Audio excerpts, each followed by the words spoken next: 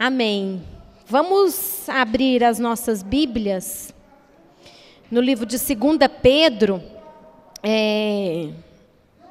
A segunda carta de Pedro parece ser um livro duro.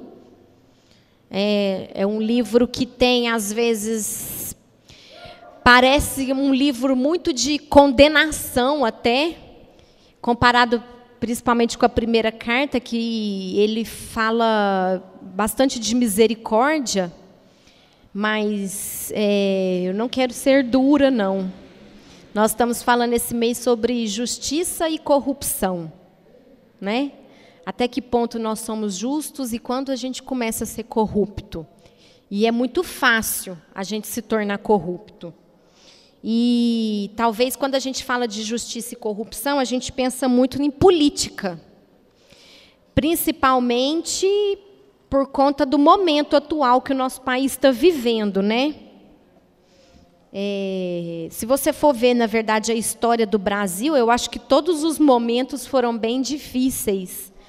Mas talvez nunca na história a gente viveu tanta sujeira acontecendo pela mão dos políticos. Não sei se porque hoje a gente tem meios de comunicação mais eficazes e talvez elas apareçam mais, e na verdade sempre existiu, né?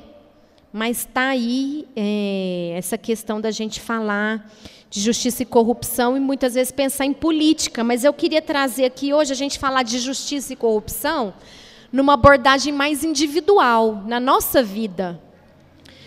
Quando é que nós somos justos e quando é que nós somos corruptos?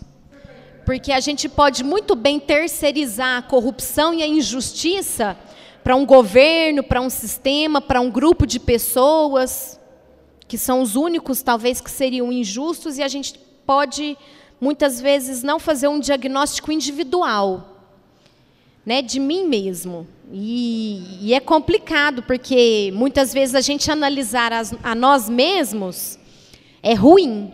É ruim porque, com certeza, nós vamos descobrir acerca de nós mesmos coisas que são indesejáveis. Então, desde os primórdios da terra, lá no Éden, a gente tem o costume de passar, de terceirizar a culpa para o outro, né? Quando o homem e a mulher pecaram no jardim, Deus veio, como ele vinha todos os dias conversar com o homem, e num determinado dia ele não encontrou o homem, perguntou onde você está, o homem apareceu, falou que tinha se escondido porque estava com vergonha, porque estava pelado, né? E aí Deus perguntou o que aconteceu, e ele falou assim, é essa mulher que o Senhor me deu, né? Então ele põe a culpa na mulher e em Deus, que foi quem deu a mulher para ele, e de lá para cá nós vivemos desse jeito. Porque é muito difícil olhar para nós mesmos e falar assim, na verdade, eu que peguei a maçã, eu levei a boca e eu mordi. Eu fiz isso. Podia ter uma torcida do Flamengo toda gritando, morde, morde, mas eu mordi porque eu que mordi. E aí eu poderia culpar a torcida do Flamengo, né? Mas todo mundo tal, né? Mas não, a responsabilidade é minha, a mordida foi minha, né? E a gente, às vezes, até justifica o nosso erro falando dos outros. A gente vê, por exemplo, quantas vezes na política eu ouvi pessoas, não estou tomando partido nem lado de ninguém, mas um exemplo. Eu vejo gente falando assim, o Lula roubou, mas o Fernando Henrique também roubou. E aí a gente parte para um padrão de tipo assim, vamos todo mundo virar ladrão. Porque aí um ter roubado justifica eu roubar. E a injustiça se tornou o padrão, então, porque, afinal de contas, se eu roubar, ninguém briga comigo, porque o outro roubou também. E aí a gente fica nesse nível baixo e raso, quando, na verdade, a gente deveria ficar insatisfeito, tanto com o Fernando Henrique quanto com o Lula, porque a gente deveria ter alguém que não roubasse, não é verdade?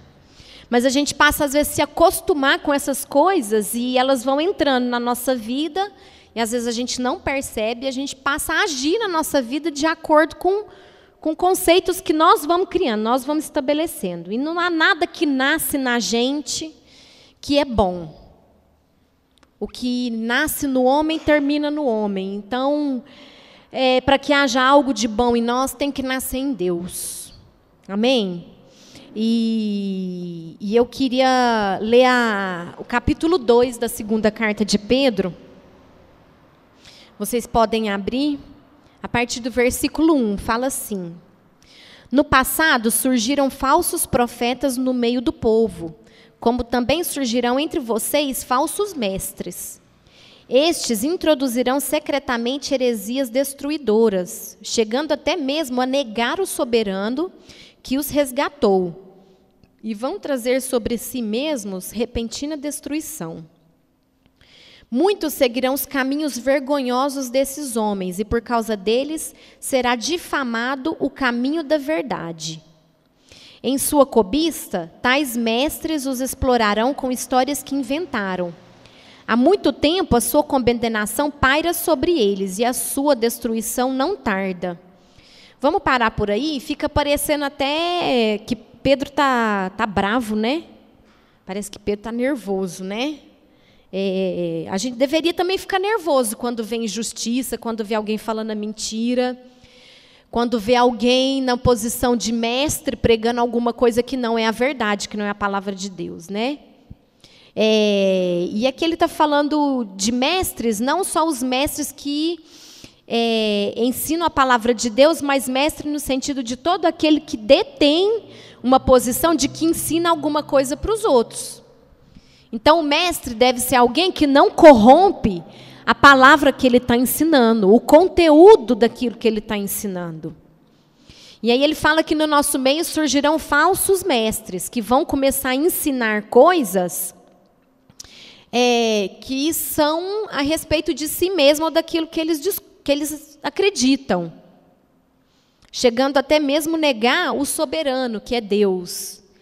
E então Pedro está aqui trazendo uma repreensão para aquelas pessoas que talvez pegam uma palavra, um conteúdo, uma mensagem e distorcem ela e fazem ela ainda parecer verdadeira. No entanto, ela é mentirosa. E o pior de tudo é que muita gente vai ouvir e vai acreditar e vai seguir eles. E essas pessoas, talvez, que seguem, não têm oportunidade de descobrir qual é a verdade e se libertar desse jugo aqui de seguir falsos mestres. Mas quando tem a oportunidade de saber qual é a verdade, a gente deveria deixar esse falso ensinamento. A gente deveria se desprender disso e falar: opa, peraí, não é assim não.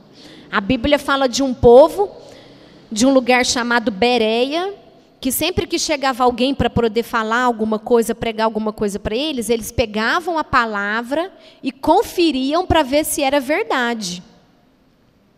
Porque aquilo que não era verdade, não condizia com a palavra, eles tinham a capacidade de fazer um julgamento e falar assim: não, essa palavra a gente não aceita.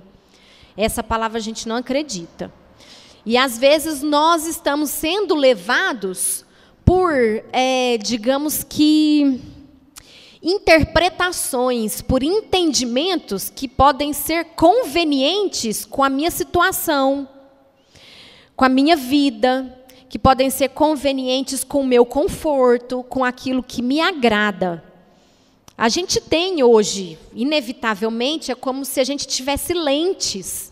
E toda vez que a gente vive uma situação, passa por um momento, nós pegamos essa informação do que está acontecendo e entendemos ela de uma maneira que é conveniente para a gente. Mas a palavra de Deus é uma verdade absoluta que não precisa de lentes para ser lida. A palavra de Deus deve ser entendida através da revelação do Espírito Santo. E o que está escrito lá é o que está escrito lá. E aí a gente tem que tomar cuidado com esses entendimentos, porque a gente corrompe até a verdade para poder justificar alguma coisa que, no fim das contas, a gente chega a chamar até de justiça.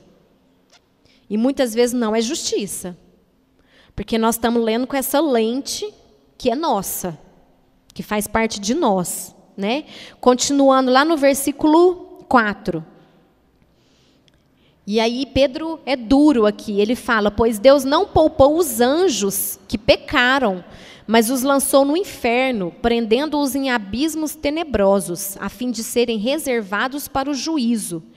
Ele não poupou o mundo antigo, quando trouxe o dilúvio sobre aquele povo ímpio, mas preservou Noé, que era pregador da justiça, e com ele outras 7 pessoas. Deus também condenou a cidade de Sodoma e Gomorra, reduzindo-as a cinzas, tornando-as exemplo do que acontecerá àqueles que são injustos. Mas ele livrou Ló, que foi homem justo, e que se afligia com o procedimento libertino daqueles que não tinham princípios morais. Pois, vivendo entre eles, todos os dias, aquele homem justo se atormentava em sua alma justa por causa das maldades que via e ouvia. Vamos parar por aqui. A história de Ló é a história de um homem, ele é sobrinho de Abraão, e ele foi com Abraão até chegar em Canaã, que foi aquela terra que Deus falou para Abraão. Deixa toda a sua parentela e vai para uma terra que eu vou te mostrar. E Abraão levou sobrinho, irmão, tio, cachorro, papagaio, vizinho, não deixou parentela. E aí eles chegaram até muitos lugares, chegaram em Canaã. E Abraão possuía muita coisa, Ló também tinha muitos bens, principalmente em questão de pecuária. E aí aconteceu que não tinha um lugar, uma terra que coubesse os dois com tudo que eles tinham. Então Ló pegou e falou assim, eu vou para as planícies do Rio Jordão, porque era uma terra verde, beira de rio. A gente sabe que quando você está na beira do rio, qualquer coisa que você planta cresce, é uma terra que é boa, uma terra que é frutífera. Então ele escolheu um bom lugar, aparentemente, e ele acabou lá em Sodoma, e aconteceu que Sodoma era um lugar de muita iniquidade. E eu sei que é até um bom exemplo, talvez, de uma corrupção. Pode ser que não houve maldade nenhuma, mas é uma forma de entendimento, que talvez um pouquinho mais de estudo, um pouquinho mais de busca, a gente conseguiria entender que muito foi ensinado, muito se é ensinado em igrejas, que o pecado de Sodoma e Gomorra era homossexualidade, era orgia e sexo anal, né? Mas o pecado de Sodoma e Gomorra não tem a ver com sexualidade, tem a ver com o caráter do homem. O pecado de Sodoma e Gomorra era iniquidade. E os homens eram tão iníquos que eles transformaram até o sexo numa moeda de poder, de compra, de troca. Então, por isso que havia muita promiscuidade. Um homem queria alguma coisa, ele dava a filha, falava, eu te dou minha filha para você passar uma noite com ela, e aí você me dá isso que eu estou querendo comprar. Então, a filha, ele usava ela como moeda de pagamento. Então, é essa ideia de promiscuidade de Sodoma e Gomorra, né? Fala muito de que homens se davam em sexo com outros homens, mas era por isso. Eu quero conseguir algo que o fulano de tal tem. Eu sou homem, ele é homem, então a gente faz um sexo e ele vai me dar aquilo que ele tem. Então, eu continuo crendo que a homossexualidade é pecado, porque foge do propósito que Deus tem para o homem e para a mulher. Mas em Sodoma e Gomorra o pecado era a iniquidade, era a injustiça. O homem se tornou tão corrupto que ele chegou ao ponto de fazer essas coisas. E Pedro está chamando a atenção para essa nossa maneira de, às vezes, a gente, mesmo conhecendo a verdade, que é a palavra de Deus, muitas vezes a gente coloca o nosso achismo para poder conseguir aquilo que eu quero, que é confortável para mim. E também, às vezes, para condenar aquilo que eu não concordo.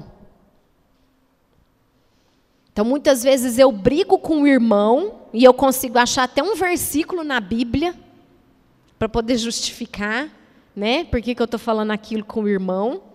Para poder me defender, né? E sendo que eu estou usando, então, uma palavra que é da verdade, mas para fazer uma injustiça. E a gente não percebe, essas coisas entram de maneira na nossa vida, que elas são pequenas praguinhas, igual numa grama. Às vezes, se você deixar um matinho no meio de uma grama linda, gente, vai espalhar esse mato e vai tomar grama. Então, vai indo de pouquinho em pouquinho, como se fosse uma praga aqui e outra ali, e vai tomando a gente, e acontece às vezes isso. A gente pega essa palavra aqui, que é a verdade, e usa ela em favor daquilo que é o nosso discurso, daquilo que é a nossa conivência. Verso 9, ele fala: vemos, portanto, que o Senhor sabe livrar os piedosos da provação e manter em castigo os ímpios para o dia do juízo, especialmente os que seguem os desejos impuros da carne e desprezam a autoridade. Insolentes e arrogantes, tais homens não têm medo de difamar os seres celestiais. Contudo, nem os anjos, embora sendo maiores em força e poder do que nós, fizeram acusações injuriosas contra aqueles seres na presença do Senhor. Que ele está falando aqui que nem os anjos, que são celestiais e não pecam, quando vêm outros pecando, nem eles não falam mal dos outros. E muitas vezes é o que nós fazemos, né? Quando a gente vê alguém pecando, a gente vai lá e parece que quer exaltar, mostrar mesmo. Olha lá aquele fulano, o que ele fez. E aí a gente usa a palavra de Deus, porque não, o pecado tem que ser exposto, porque a palavra de Deus fala que a gente tem que tratar o pecado no meio dos irmãos. E a gente vai usando essa palavra da verdade aqui para justificar a nossa corrupção. Ixi, eu subi aqui. Lá no versículo 12. Mas eles difamam o que desconhecem, são como criaturas irracionais, guiadas por instinto, nascidas para serem capturadas e destruídas, serão corrompidos pela sua própria corrupção. Eles receberão retribuição pela injustiça que causaram. Consideram prazer entregar-se à devassidão em plena luz do dia. São nódoas e manchas, regalando-se em seus prazeres, quando participam das festas de vocês. Tendo os olhos cheios de adultério, nunca param de pecar. Iludem os instáveis e têm um coração exercitado na ganância. Malditos! Eles abandonaram o caminho reto e se desviaram, seguindo o caminho de Balaão, filho de Beor, que amou o salário da injustiça.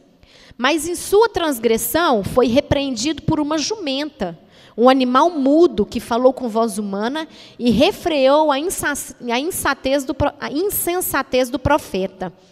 Esses homens são fontes sem água e névoas impelidas pela tempestade. A escuridão das trevas lhes está reservada, pois eles, com palavras de vaidosa arrogância e provocando os desejos libertinos da carne, seduzem o que estão quase conseguindo fugir daqueles que vivem no erro. Prometendo-lhes liberdade, eles mesmos são escravos da corrupção, pois o homem é escravo daquilo que o domina. Se tendo escapado das contaminações do mundo por meio do conhecimento de nosso Senhor e Salvador Jesus Cristo, encontram-se nela novamente enredados e por elas dominados, estão em pior estado do que no princípio. O que ele quer dizer aqui é aqueles que conhecem a verdade e acabam se corrompendo. E levam outros para esse caminho também, enganam as pessoas. E talvez aqui pode parecer, quando ele está falando de desejos libertinos, que ele está falando só em questão da sexualidade. Mas se a gente for pensar em todos os pecados, eles nascem do nosso desejo, da nossa concupiscência. Não é só acerca de sexo, mas é a mentira, é o maltratamento, é a maneira que a gente dá um jeitinho nas coisas, que a gente esconde uma ou outra. E ele fala, esses homens que são mestres, e que são aqueles que pregam e que ensinam outras pessoas, e que a eles é responsável de levar a luz aos outros que estão em trevas, às vezes eles estão levando alguma coisa que eles chamam de luz, mas na verdade eles estão trazendo todo mundo para o caminho das trevas também. E a palavra de Deus fala em Coríntios, se não me engano, Paulo fala que dos mestres muito mais vai ser cobrado. Daqueles que ensinam os outros o caminho que eles devem andar, vai ser muito mais cobrado. Porque eu sabendo da verdade, uma vez deixo de andar na verdade, passo a corromper ela e pregar outra coisa que é mentira, a desculpa para mim é muito menor. Ora, uma vez eu conheci a verdade, ela me libertou e eu voltei a ser escravo da minha corrupção. E estou fazendo conforme aquilo que é agradável ao meu desejo, conforme aquilo que satisfaz a minha concupiscência. E nós temos uma responsabilidade muito grande. Muitas vezes a gente põe uma lente nos olhos e fala assim, nossa, aqui, ó, a palavra de Deus falou isso. A gente sabe, né? Tem muita gente que, nós já com certeza cada um aqui já ouviu em algum momento, gente falando, né? Porque Deus é o dono de toda a riqueza, está escrito na palavra. Eu já ouvi gente falar assim, então tá pobre e não consegue ficar rico é porque tem pecado. E é uma distorção da palavra. E a gente começa a se corromper, de maneira que a gente começa até a tratar os outros de uma maneira que a gente, vamos supor, exclui aquela pessoa. Nossa, porque o fulano, aconteceu aquilo com ele. E a gente passa, às vezes, até a desejar que mais nada dê certo na vida daquela pessoa, porque cometeu um erro. E aí a gente depois chega na igreja e ainda fala assim, nossa, mas os pastores dessa igreja não fizeram nada com fulano. Aquela pessoa suja que cometeu isso, isso e isso. E aí a gente começa a falar até mal da igreja, fala que ela é injusta porque não está fazendo o que na verdade é o seu desejo. Não o que está escrito na palavra de Deus. E nós temos que tomar cuidado, porque isso vai entrar no nosso coração. Se você pegar uma pessoa, por exemplo, que ela foi abusada na infância por um pedófilo, com certeza vai ser muito difícil, e eu tenho total compreensão dessa dificuldade de você falar para essa pessoa que ela tem que perdoar o pedófilo. E é difícil. E talvez nós não vamos conseguir imaginar o quão difícil é, a não ser uma pessoa que passa pela mesma situação. Porque, de fato, alguém que veio, que te machucou, que te violou, que fez alguma coisa que não era para ser feita com você, talvez na infância, na adolescência, a pessoa foi transgredida, a pessoa perdeu esperança, perdeu alegria, perdeu vontade de viver. Dali para frente ela pode ter desenvolvido em si, no seu comportamento, dificuldades, deve ter vivido muitos desafios. E eu consigo compreender essa pessoa falar assim, eu não sou capaz de perdoar. Mas não é por isso que eu vou ensinar, então, que um pedófilo não merece perdão. E por mais difícil que seja.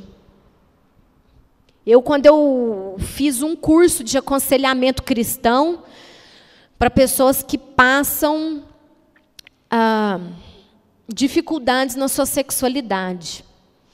E eu me lembro que nesse curso, uma das coisas que eu falei lá no curso é que eu não queria aconselhar pessoas que viessem pedir ajuda para conversar, para qualquer coisa, porque foram abusadas na infância ou na adolescência.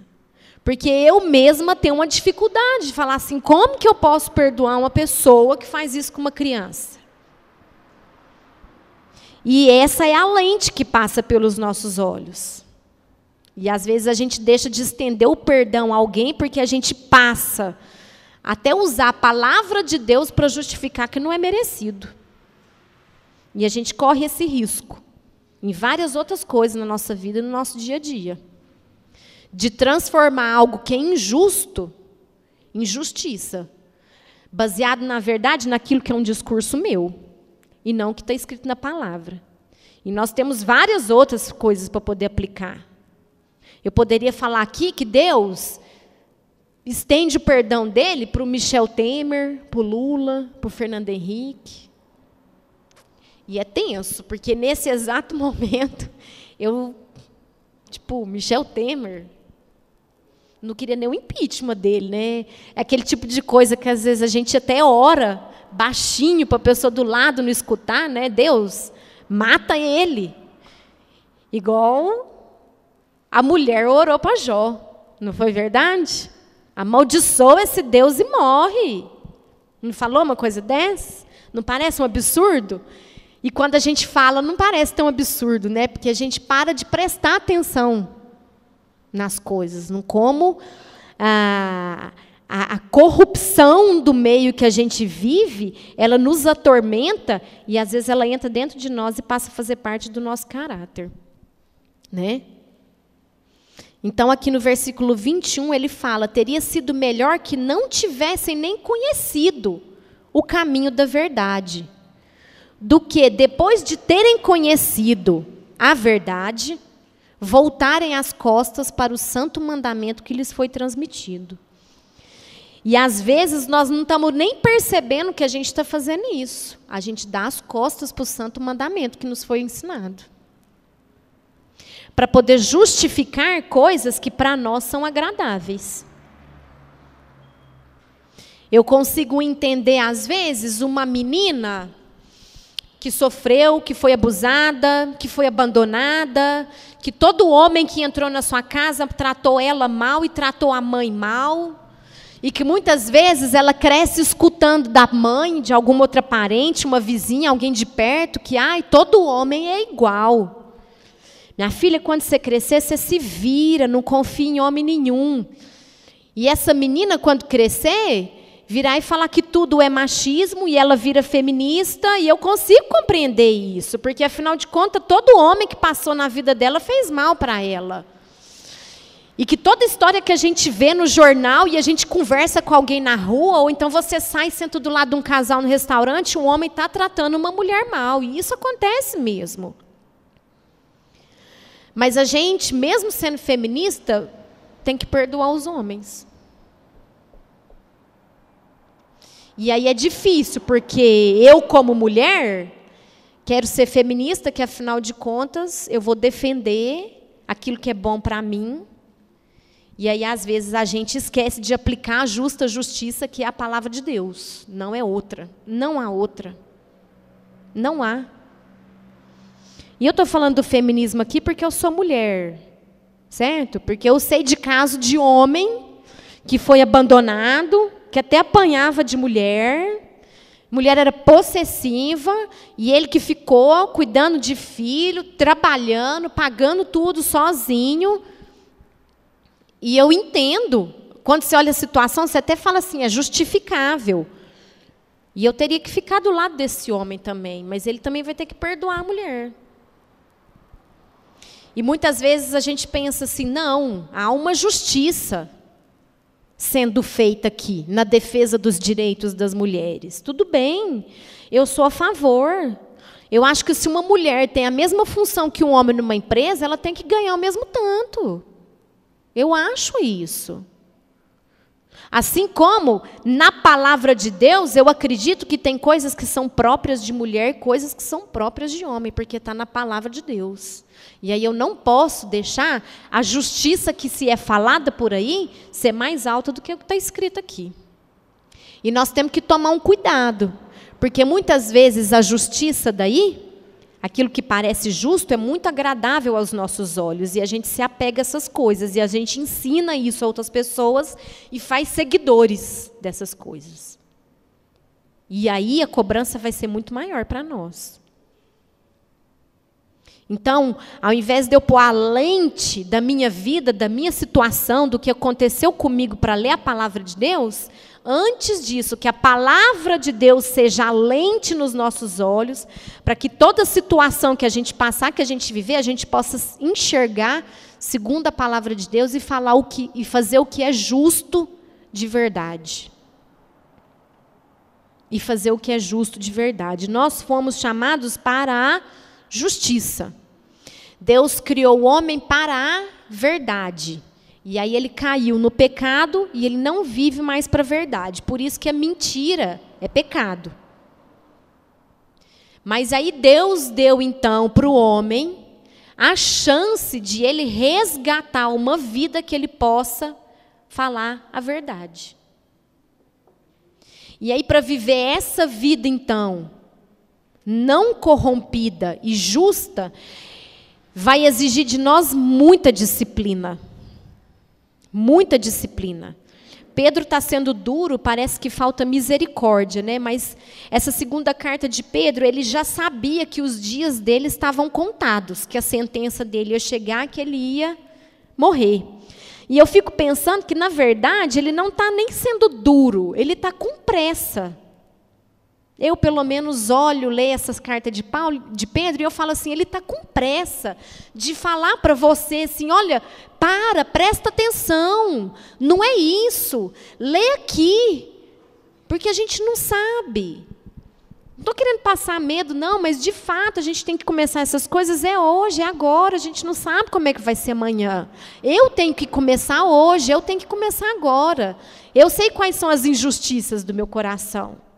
Eu sei quando alguém vem me contar e fala assim, eu fui abusada quando eu era criança, a raiva que eu sinto da mulher ou do homem que fez isso com a pessoa quando ela era criança. Eu sinto. E não tenho vontade nenhuma de perdoar. E é compreensível pela dor, pela injustiça que foi. Mas eu tenho que buscar na palavra de Deus. O que eu tenho que fazer? Que, na verdade, é estender o perdão a essa pessoa. E, às vezes, nós estamos fazendo aqui uma medida de quem merece, de quem não merece, por aquilo que a pessoa faz ou deixa de fazer. Então, eu vou falar uma coisa aqui. Não há nada que você faça ou que você deixa de fazer que vai te fazer merecedor. Nós somos todos pecadores. Talvez você cometeu só um, o outro cometeu 5, um outro cometeu 10, um outro cometeu 100. Nessa história de Ló, Abraão pede para Deus, fala assim, nossa, Senhor, mas nem se houver 100 justos naquela terra, o Senhor não vai deixar de destruir? E ele fala, não. E ele vai diminuindo, mas nem 99, 98, 90, 50, 10, 1. Ele fala que não. Mas aí Deus viu Ló, que era um homem justo, e que às vezes se corrompia, porque vivia no meio de uma grande corrupção e iniquidade, e talvez aquilo tomava o coração dele, mesmo sem ele sentir. Tanto é que Deus enviou aí Deus misericordioso falou assim, eu vou tirar Ló de lá então, antes de destruir Sodoma e Gomorra. Foi isso que aconteceu. E ele enviou 2 anjos. Aqueles 2 anjos chegaram, Ló viu, levou eles para dentro de casa, pediu, dorme aqui, passa a noite aqui, que amanhã a gente vai embora. Aí eles até mudaram o plano, porque eles tinham falado para Ló, pega a sua família e vai embora agora. E aí eles pegaram e falaram, então tá, então a gente passa a noite aqui, na casa de vocês, mas o resto da cidade viu que tinham 2 homens lá, e aqueles homens, cheios de iniquidade e injustiça, foram lá na casa de Ló e pediram para ele, entregue esses 2 homens aqui, eles não pertencem a esse lugar. E eles, por serem iníquos, não reconheceram que eram anjos do Senhor. E aí Ló, querendo proteger os 2 anjos do Senhor, vocês lembram o que ele fez? Ele pegou as 2 filhas que ele tinha virgens e falou para os homens, falou assim, eu deixo vocês transarem com as minhas 2 filhas, mas deixo os 2. Para você ver o tanto que Ló, mesmo sendo um servo de Deus, acaba se corrompendo também para poder o quê? Para poder livrar a situação dele. E a gente às vezes faz essas coisas e não sente que nós estamos fazendo. Não percebe. Porque vai entrando dentro da gente um matinho aqui, um matinho ali, um matinho outro de cá. E quando a gente vê, nós estamos no meio de uma lama e estamos refastelando em todo mundo que está perto da gente, levando junto também. Então, a gente pode muito bem olhar para um sistema,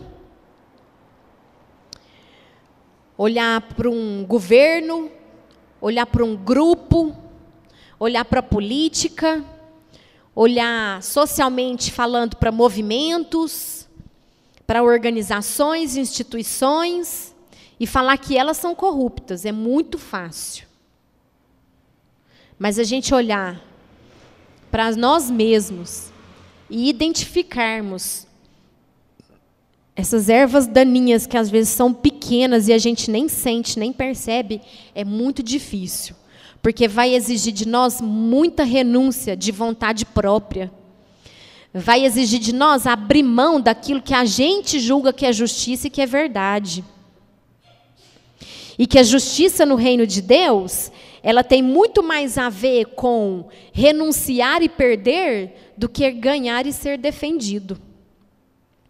A palavra de Deus fala que Jesus é nosso advogado, né? Nós temos, na Bíblia, Jesus, lhe é imputada muitas funções, trabalhos, atividades, né? Ele pode ser o plantador, o semeador, o colhedor, o fazendeiro. Por vezes, ele trabalhou, né, mesmo como marceneiro. E uma das coisas, justiceiro, pregador, mas uma das coisas que a palavra de Deus fala, lhe imputa também como função, é ser advogado. E aí a gente logo pega Jesus para ser o nosso advogado de defesa dos meus direitos. E a palavra de Deus se torna uma petição da defesa dos meus direitos. E aí eu começo a pleitear aquilo que eu quero e que eu acho que é de meu direito. E a gente usa essa palavra para poder fazer alguma coisa que pode parecer justiça, só que não é. A gente às vezes quer que Jesus seja um advogado que vai pedir uma indenização pelos maus que a gente passa. Não é verdade? Ó Deus, eu sofri, né? Me dá agora a minha bênção. Vem me abençoar, me restitui, quero de volta o que é meu. Não é verdade? E Jesus talvez é esse advogado que nós estamos querendo exigir uma justa indenização do que eu passei. Né? Muitas vezes, é assim que a gente usa a palavra de Deus, para ela justificar os nossos interesses, aquilo que é nosso, que nasce em nós. O que nasce em nós não vem de Deus. Mas Jesus é um advogado de defesa, sim, ele é um advogado de defesa, mas num tribunal penal, onde nós todos já estamos condenados pelo nosso pecado. E, na verdade, ele está lá para poder livrar a gente da nossa sentença de culpado. Então, na verdade, Jesus é o advogado dos culpados, não dos donos de direito.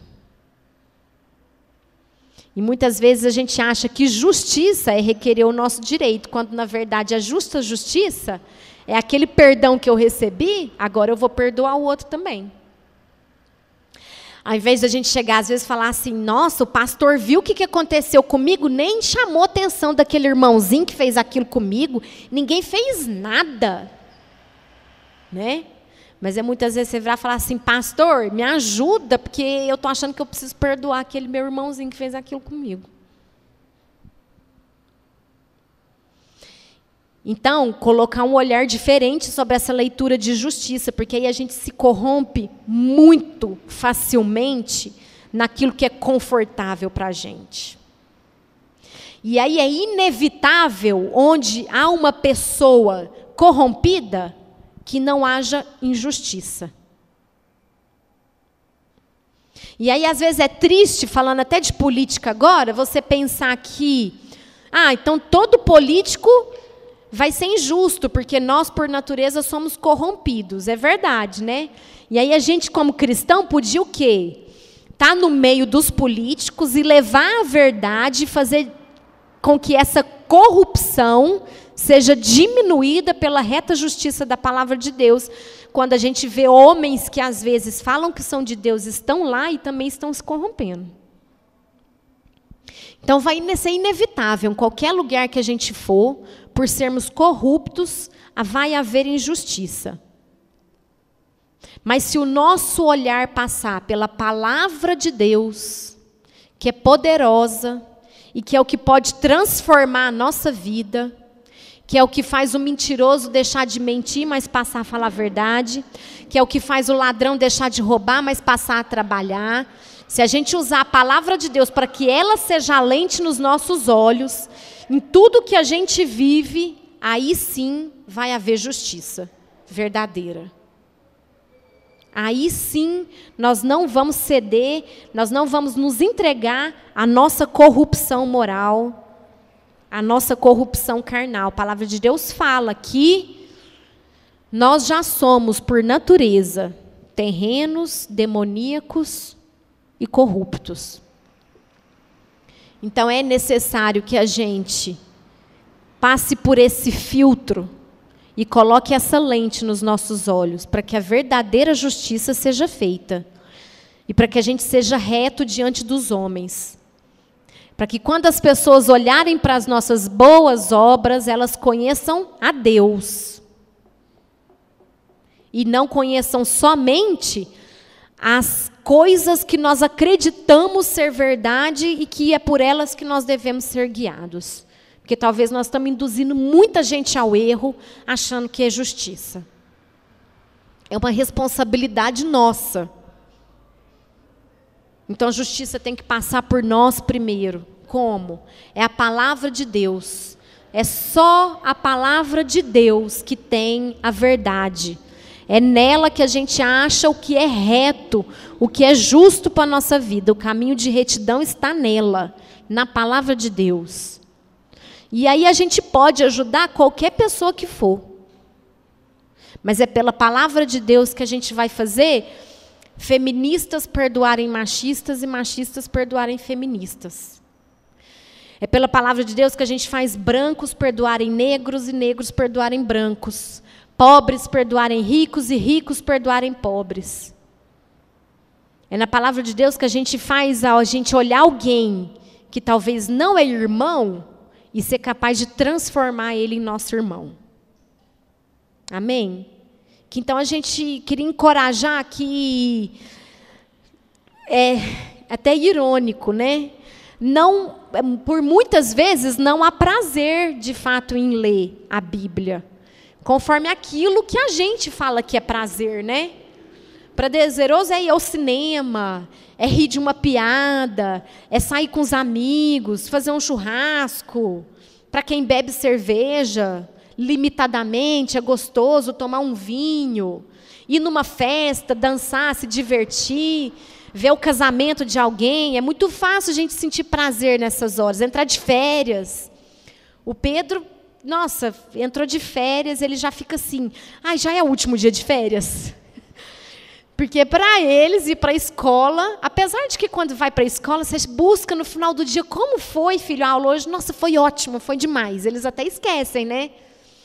Porque tem coisas prazerosas também na escola, né? E às vezes ele pergunta para mim, mamãe, lá no céu vai ter escola ou vai ser férias? Porque é prazeroso estar de férias, muito mais do que ir para a aula, não é verdade? Apesar de que eu adoro estudar, odeio trabalho, amo fazer prova, mas eu acho que são poucos que são assim, né? Então não há, às vezes, muito prazer em ler a Bíblia. De fato, tem horas que você vai lendo e você fala assim, que coisa chata e cansativa, mas ela é a revelação da verdade. E a gente, às vezes, precisa passar por algumas renúncias para a gente poder ter esse... Às vezes não, desculpa. Eu vou reformular minha frase. A gente, com certeza, tem que passar por renúncias para ter o nosso caráter reformado, para que a gente seja justo e íntegro e não corrupto. E é só na palavra de Deus. Que ela seja a lente nos nossos olhos para todas as situações, para todos os acontecimentos, para o mal que acontece para as pessoas que estão em volta de você, mas para o mal que acontece para você também. Amém? E eu queria deixar essa palavra aqui hoje. Que para nós cristãos, ser justo e não ser corrupto é viver segundo a palavra de Deus.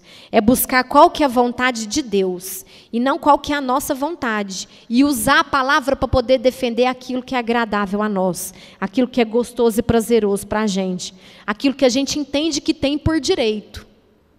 Não, muitas vezes não, né? O próprio Cristo, por direito, não deveria ter morrido. Porque ele não tinha pecado, mas ele morreu uma condenação por nós, né? E às vezes nós vamos ter que passar por um caminho que é doloroso também, mas para que seja feita a justiça verdadeira e a gente não se corrompa com as coisas desse mundo, porque a nossa natureza se corrompe muito facilmente. Mas que a gente tenha diligência para buscar na palavra do Senhor, que seja diariamente, que a gente crie uma rotina, um hábito, por mais que seja difícil e não prazeroso, mas que seja um hábito. Porque a palavra de Deus, ela é doce, ela é leve, ela é justa, ela é descanso para a nossa alma. Amém? Queria então deixar, hoje era essa a mensagem, que a palavra de Deus seja a lente, seja o nosso óculos, que tudo que a gente passa, tudo que a gente for olhar, que a gente use ela nos nossos olhos, para a gente poder julgar. Ah, vou julgar? Julgar no sentido de olhar e tomar as decisões, e saber o que fazer, como proceder, como buscar o bem sempre nas nossas vidas e na vida das pessoas que estão próximas da gente, para quando elas olharem para a gente, elas verem Deus e não verem nós mesmos, para que elas vejam a justiça divina e não a nossa justiça, para que elas vejam a verdade e não o nosso achismo. Amém? Amém. Vamos orar então? Que o nome de Deus seja louvado e glorificado pelo que a gente faz. O Otávio cantou uma música hoje que eu achei muito bacana, que fala, foi de graça o que eu recebi, né? E que o mundo não pode comprar. Que a gente dê de graça aquilo que a gente recebeu de graça. Amém? Deus, obrigada, Pai, porque o Senhor é bom. Sua bondade nos alcançou, Deus. Sua bondade nos salvou, Pai. Nos resgatou, Deus. A sua bondade, o seu amor, a sua graça, a sua misericórdia, Deus, tira a gente de uma vida de escuridão, ó Deus, e nos traz para a sua maravilhosa luz, ó Deus. Nós só temos que agradecer, ó Pai, porque não foi merecimento nosso, não há nada que a gente seja capaz de fazer que, ó Deus, vá se igualar a essa imensa graça que o Senhor nos deu, ó Deus, que a graça do Senhor, ó Pai, a sua misericórdia, o seu amor, a sua retidão, a sua justiça, ó Deus, seja a essência da nossa vida. E que tudo que a gente for fazer, ó Deus, seja feito conforme a Tua palavra, ó Deus, que é reta, ó Pai, que nos mostra o caminho certo que nós devemos andar, ó Deus. Pai, que em nome de Jesus, ó Deus, que nós possamos renunciar, ó Deus, aquilo que a gente acha que é de nosso direito, mas buscar na Tua palavra, ó Deus, e na comunhão dos irmãos, saber qual é a vontade do Senhor para a nossa vida.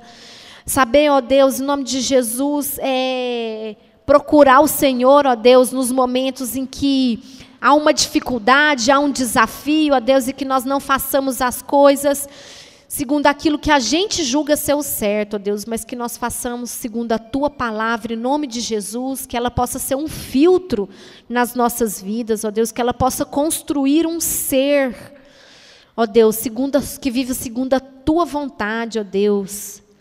E que mesmo em meio aos nossos erros, ó Deus, a gente possa sentir a Sua graça, ó Deus, nos alcançando e nos transformando em pessoas melhores, ó Pai, que buscam a bondade, fazer a bondade para os outros, a bondade do Senhor, ó Deus.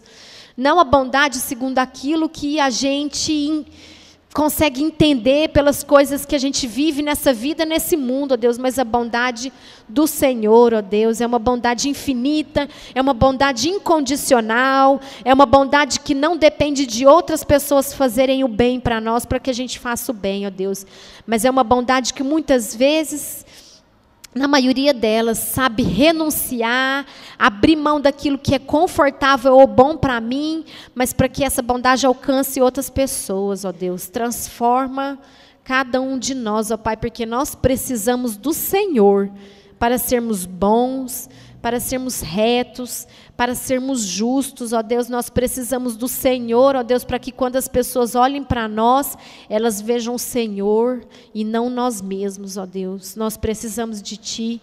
Nos ajude, ó Pai, no dia a dia, nas nossas dificuldades da nossa vida, ó Deus. Nos ajude, ó Deus. Que em nome de Jesus, ó Deus, que o Seu amor, a Sua graça, a Sua misericórdia, ó Deus, e a Sua justiça, a Sua retidão, a Sua verdade, ó Deus, nos acompanhe sempre, ó Pai. Nos fortalece, Senhor, para que a gente nos momentos decisivos, ó Deus, saiba ser misericordioso, saiba ser bondoso, ser paciente, ser longânimo, ser amoroso, ó Pai, em nome de Jesus. Que uma nova natureza possa ser construída em nós, ó Deus, segundo o caráter de Jesus, o Cristo, que se entregou, ó Deus. Que a gente também possa se entregar, ó Pai, uns pelos outros, por amor do Teu nome, ó Pai. Em nome de Jesus, nós te agradeço pela Tua palavra, pelo culto. Te agradeço por podermos vir aqui, estarmos juntos, ó Deus, reunidos como irmãos, para poder nos encontrar uns com os outros, reafirmar a nossa amizade, ó Deus, ter certeza que aqui nós somos uma família, que aqui encontramos irmãos, pessoas com quem podemos contar, ó Deus. Obrigado, Pai. Que a nossa semana, os dias que venham aí pela frente, toda a nossa vida, ó Deus, seja guiada pela Tua palavra, Pai, em nome de Jesus. Amém. Amém.